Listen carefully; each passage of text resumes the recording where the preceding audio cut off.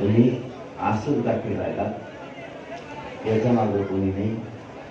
आता आमचं काही होत नाही, आम्ही याला आरक्षण देत नाही, आमची सत्ता आली. जेव्हा मराठी इकडे आले तेव्हा तुम्ही पळायला लागले.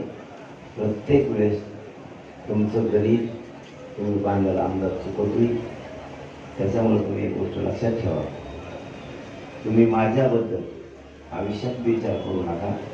मी विचित्र रसायनी, मी विचित्र आहे. माझा समाज मला आयुष्यात सोडू शकत नाही.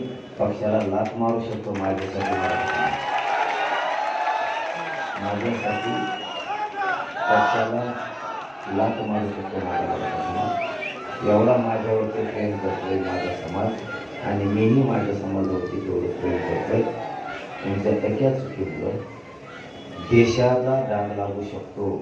फडणवीस साहेब, तुमच्या एका चुकीमुळं, तुमच्या आडमुठ्यापणामुळे, तुमच्या बालिश बुद्धीमुळं, तुमच्या आडमुठ्या बुद्धीमुळं, तुमच्या देशानं भरलेल्या बुद्धीमुळं, मराठ्यांविषयी तुम्हाला आकर्ष आणि द्वेष असल्यामुळं, या बुद्धीपायी तुमच्या अशा संकुचित बुद्धीपायी देशाला डाग लागू शकतो. मोदी साहेबांना डाग लागू शकतो, अमित शहा साहेबांना डाग लागू शकतो. तेव्हा लागू देऊ नका.